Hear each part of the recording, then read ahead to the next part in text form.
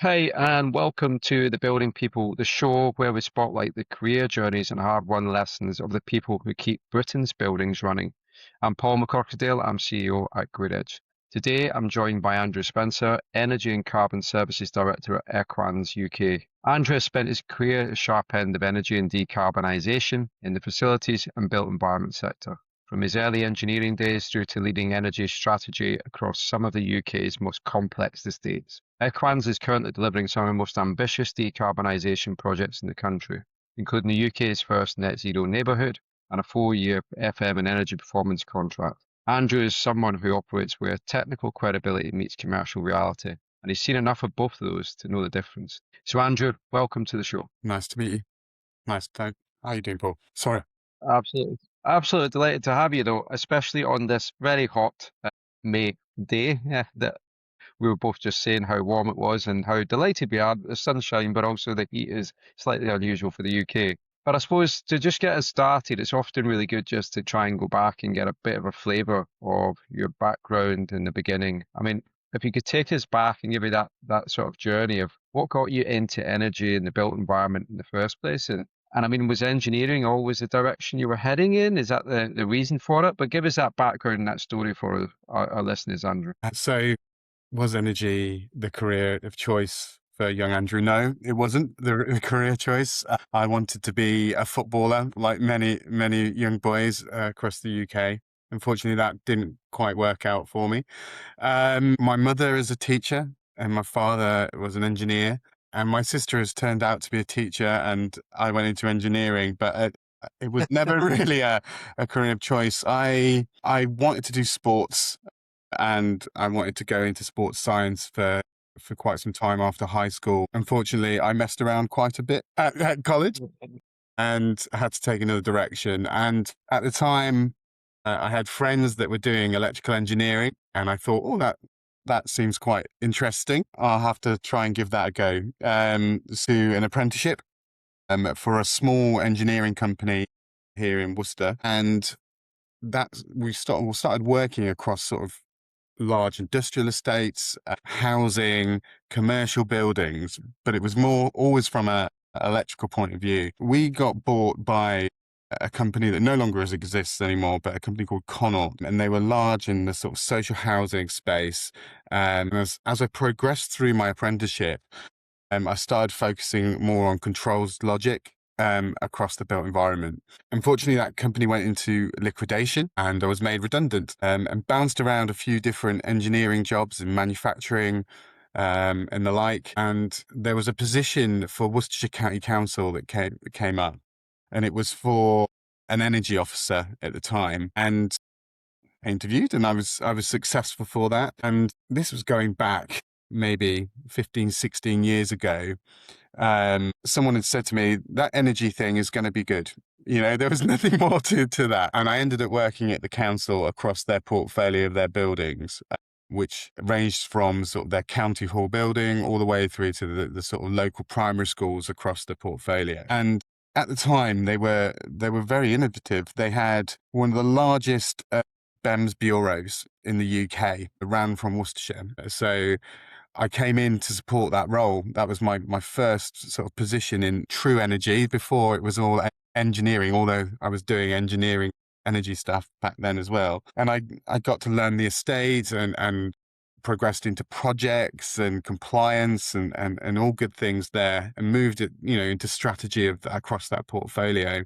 I then moved into a company called Cofely, which became Engie, which is now Equans. And I've been at the business for 11 and a half years, and I've progressed in various different roles. So I started off as an energy manager for Cofely and Engie across the PFI estate. So that was healthcare and schools across the UK. So I had sites that I looked after from Edinburgh all the way down to London and everything in between. Then moved from that into more of a sort of account management role back onto another local authority estate in West Yorkshire. And I guess that's where I felt comfortable doing that for Worcestershire. But the contract had an energy performance contract embedded within it.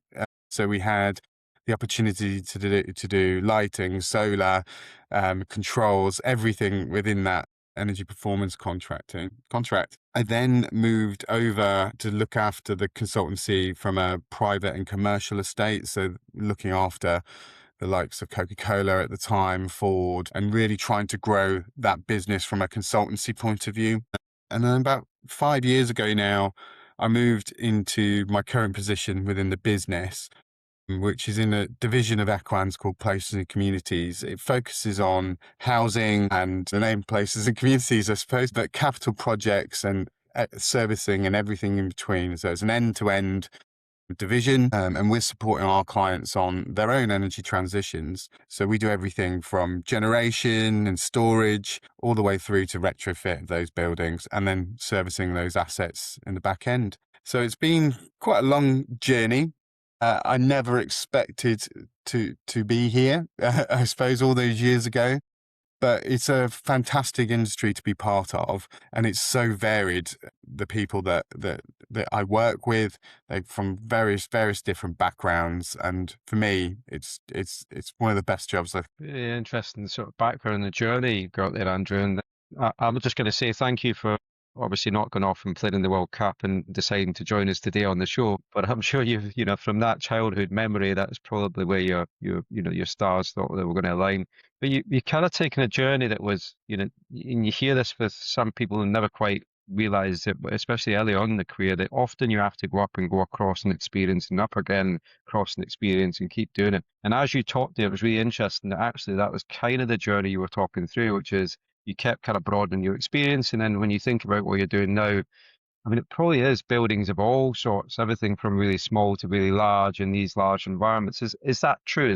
So when you talk about that places, community and places, is it everything from, the social housing to, I don't know, the town hall to is it that wide, or am I Yes, just so kind of it's not? everything in a place. So we look after quite a few large estates across the UK from a social housing point of view for our clients. And we do everything from R&M, but from a sustainability project. So you mentioned the Dudley Net Zero neighbourhood. That was our first true delivered place-based scheme. We've been working on place-based decarbonisation for quite some time. And it is everything in between. It's how it all works together. So we talk about place and we talk about buildings. It's how people interact with these places and buildings.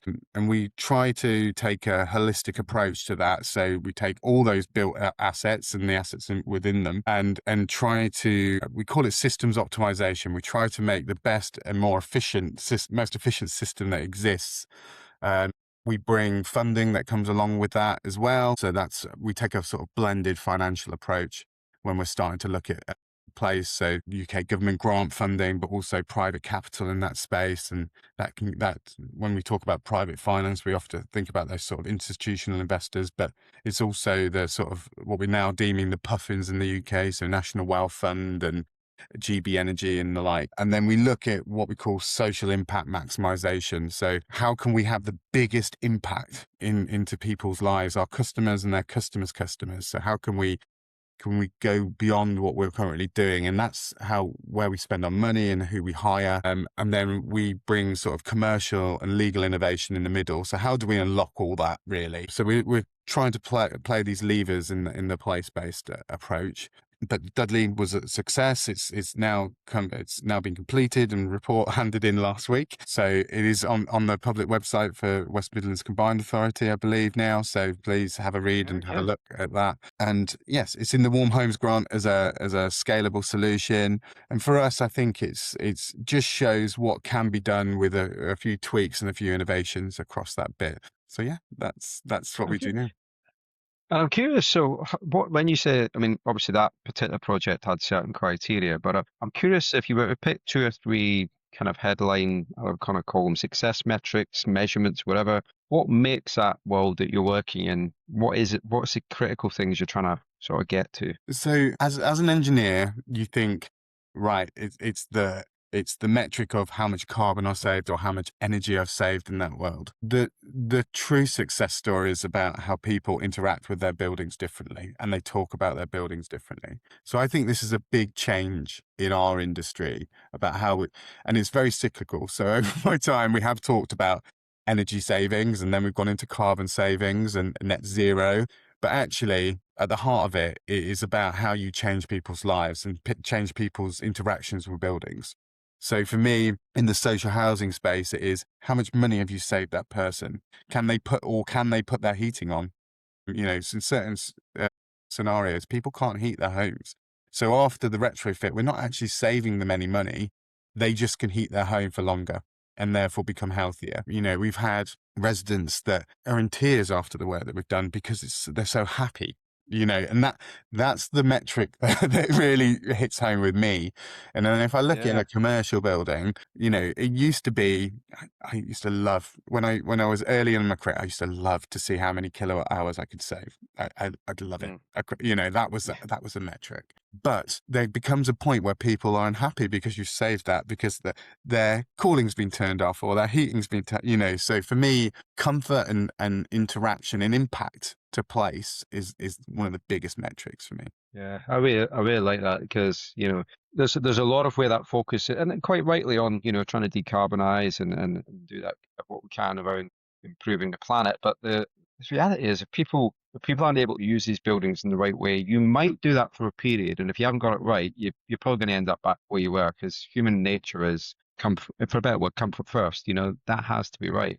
But equally, that more, I'm going to say, an intangible kind of benefit that you just talked about, and it's so quite emotional. As soon as you said it there, you could feel the energy coming from you. That meant a lot to you? Yeah, so so you say the intangibles. I guess one of the projects that we've ran alongside Dudley is what we've deemed the logic model, but it's thematic modeling, and it comes alongside monitoring and verification. And what that allows us to do is go across these KPIs, these ambitions of a place, and that might be better levels of comfort, and we can track all the way back to the inputs that we're having as part of our project level. And with the right monitoring and verification, we can monitor at the project level, the program level, and the portfolio level. And what it can do is we can start to prove the intangibles. We've all got, I think in industry, we've all got these anecdotes that we say, but we don't have the right monitoring and verification in place at times to prove it. What we've tried to do with Dudley and the West Midlands Combined Authority and our other partners is to start to prove that. Now, the Dudley project was an innovation project. It was fairly small scale. So what it did prove is that certain aspects need to be monitored at a much higher level. So that could be better health outcomes for people in place, for example. So for us, it is starting to play out that I think that will unlock greater levels of finance in the system. Because you can prove those impacts that we're having. Yeah, but I'm extremely passionate about that because I think there's a lot of noise around our industry at the moment, but there is so much good we can do, and it's not just monetary saving. There is this far greater levels of value that we bring. We just need to unlock that and show that to our customers. Yeah. Yeah. Those single kind of actions are having multiple benefits, and I think that's really important, because often a lot of them kind of get forgotten about, and you end up focusing on that, whatever that metric happened to be, and everybody talks about the metric, but there's the wider context to it. I mean, you've been in the sector, you've had a career following effectively through that similar sector for many years, and you've seen it in different eyes. But I mean, what do you think the sector understands about buildings and energy that often others miss and don't quite get? I think people think a building is built efficient and just runs. And I think the industry understand that the built environment needs to be managed, and you need to keep on top of that. It's not something that just happens. I get quite passionate about silver bullets in our industry at times. Mm. Technology and AI seem to be the latest sort of silver bullet to the system, but without the right processes and systems and people ultimately. So who is accountable for the energy usage within that building? And without the correct management, these things go awry constantly. So yeah, I'm very cautious when I get approached quite a lot around silver bullets and how great they are. I tend to be quite cautious over that because ultimately I've known so many great things not be put in place because of politics and the people of the building. Mm. And without understanding that, now we used to call that behaviour change when I first started, but it kind of got pushed to the bottom of the pile with all the shiny new toys. And I guess for me, what I've learned about behavior change is that it's not just a standalone program that needs to be woven into everything that we do across the building or built environment or portfolio of buildings. And that's the only true way it can succeed, is that you're changing the way people interact with the building, ultimately. So Mm. that's what I would say, that our industry probably know more than the outsiders, as they will say. And that technology and human element, I mean, it must play out in so many different ways. I mean, we see it from our side, and we often, we are a tech company, and people always, number of people that say to me and think they're buying the silver bullet that we will solve everything for them. And the bit for me is exactly what you said, which is that human and machine support, Hmm. but it doesn't take over anything. It supports and enables things. Exactly right. But in the sort of projects you've done with like that, like net zero neighborhood, is there any examples of where you do see technology and the human element really coming together, and when they start to work together, you get those really nice surprises, successfuls? Yeah, so I mean, it's endless where you've got success stories around that. But I suppose on the Dudley one, we used a specific sort of flexibility software across the battery storage element, and it allowed the tenants to see the savings that they were getting from this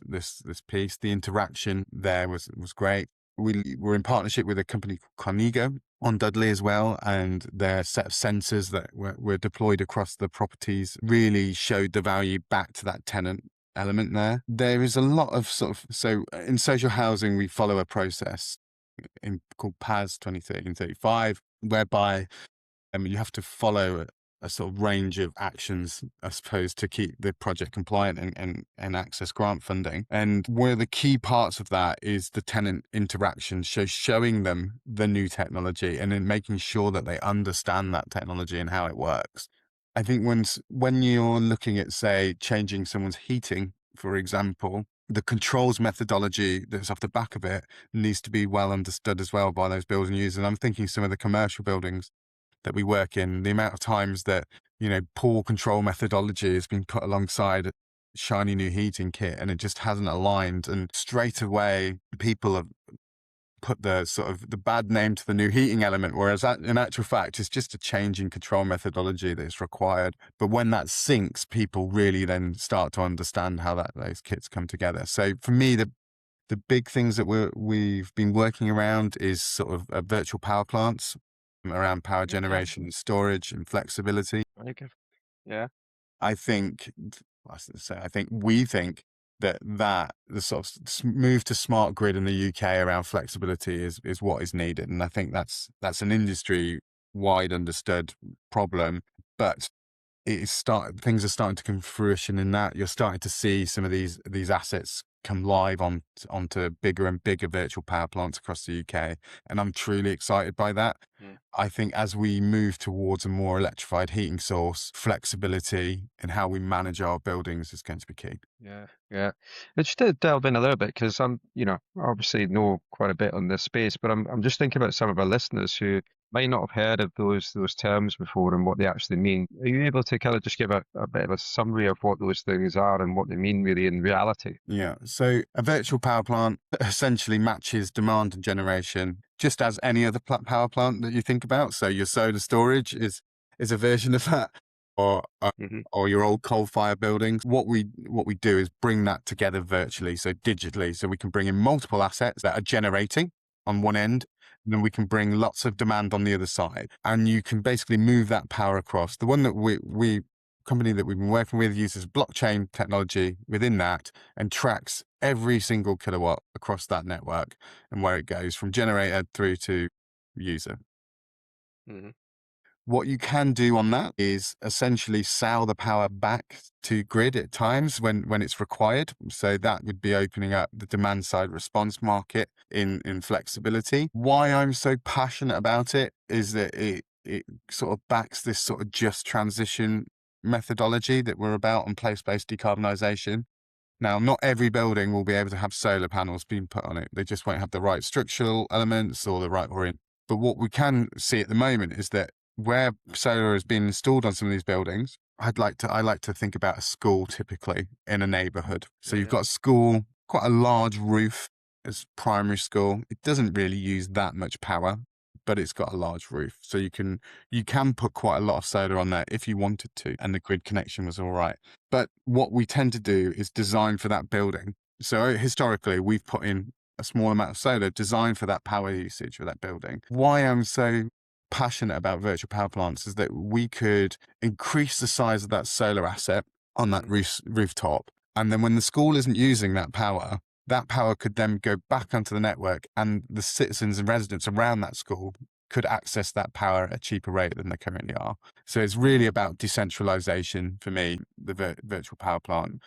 Yeah, and it's good. And we're already seeing it now. So I think when we go to our customers and talk about it, it can come across quite theoretical. It's for us to then show these are the case studies. This is where it's working right now, and this is the benefit for you and your customers. Yeah. Does I that love the hopefully fact mean you've it been. anyway? So No, that's good, and I think I suppose for the listeners is the virtual power plant piece. I think makes a lot of sense, and the flexibility is just really about changing how, when, and where your source of energy is coming from. Mhm. I think that's that piece, and what I think often gets lost for those not in the industry is that the balancing of this demand versus the demand and the generation is so critical, Mhm. because the networks can't just keep the energy in the wires, for a better word. They can't just keep loading more energy in. It doesn't work like that. No. Although it seems to be thought that that's how it works, and you obviously see it on the hard end of it, of how do you build these infrastructures and systems in a way that actually works. And your decentralization, I think, gets really exciting, because one, it's about decarbonisation, but it's also about energy security, and It how is. do you then protect yourself should there be, no oil to generate gas or whatever else is coming in. How do we manage that? And it's what the UK needs more and more of. So the two things become equally as important, I think. They are indeed. Yeah. I think we've got clients that around resilience in general. So it's not just the power, but it's how do you keep those buildings operational over time? And unfortunately, things are changing. As we can see today, it is getting warmer. It's strange times. So for me, it's about how do we keep built environment operational, and it costs the UK PLC a lot of money when infrastructure doesn't work and built environment closes. So yes, you're absolutely right. Everything working together holistically is the only way that we're going to tackle this. You can't look at generation in isolation. You can't look at storage in isolation. And I do think there's been some moves lately from UK government that are very encouraging, that they are starting to look at that more of that holistic system. Um, we're starting to see for the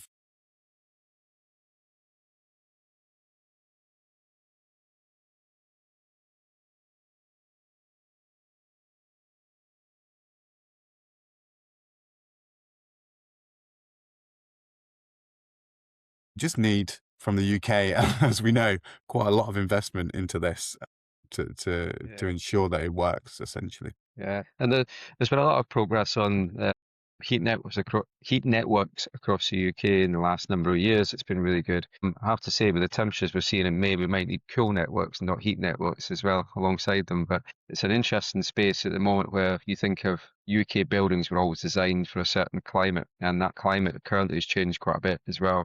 Does that come into this planning and what you guys are doing? Because It does. there's still a lot of unknowns, I'd imagine. There's a lot of predictions, I'm sure, but Yeah, do I you mean, actually know what you're trying to build? we've got a really strong climate adaptation team, Hmm. in the other bit of our business, and they are looking at that resilience aspect across the building. We've recently done a case study on a hospital site and showcased that this. So unfortunately, when it gets too hot in the UK, you can't deliver surgeries in certain surgical environments, Yeah, and yeah. the cooling assets on the building were undersized for the new heat Hmm. loads. We actually showed, as part of the piece of work that we're doing, they could actually save money from an energy efficiency point of view, because they could upgrade the kit to a more efficient piece of kit and make the Yeah, site more resilient. So I think yeah, there's a lot of times when people think this is all going to cost a lot of money, but in actual fact, doing nothing costs a lot of money for the UK. We've got the similar situation in some of the court buildings that we operate. We've got, our prisons are in the same scenario. So for us, up and down, our built environment and infrastructure need to work well. So for us, it's about weather modeling. We partner with various different software firms, and then bring that together in a list, use our expertise in the built environment to sort of understand that data and give a solution that is viable for the client and customer going forward. And you've been running round tables on that climate adaptation and, moving beyond mitigation into real resilience. Mhm. Why does that really matter? I mean, are you seeing the clients themselves making that shift? Has it been driven elsewhere? For us, Paul, I think, don't know if you've ever seen the wave picture. It had COVID, then it had climate change. It's coming. The cost to the public purse for climate change, so flooding, overheating, is unreal. So for us, we know, we can see it's already happening today. I can't think of the figures off the top of my head, but London, I think, it was into the millions of pounds it cost London at one stage for urban flooding, flash flooding. So for us, it's about ensuring that the services and the built environment, our customers, can be maintained through these events. And it's not one-offs anymore. These are constant things, that are going to be happening. And I think everyone would go, "Oh, great if we can have weather in May like this." But you're only seeing the good side of the story where, people are out in pools or on the beach. You don't see care homes suffering because of overheating.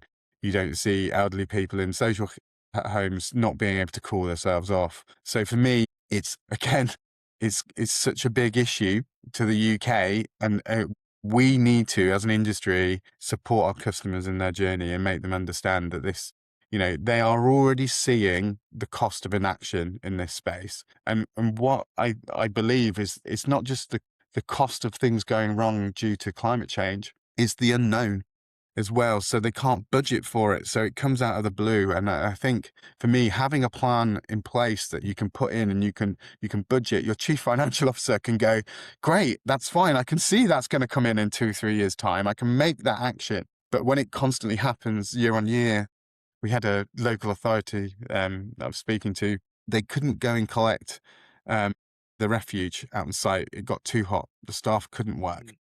It cost them hundreds of thousands of pounds to put the procedures in place to allow them to go back out to site after weeks. Now, if they had planned for that, everyone would be a lot happier than it just coming out of the Yeah, blue, really. So it's yeah. things like that. But we all reliant on our services that are provided by the public sector. We should ensure that they keep running. Yeah, yeah.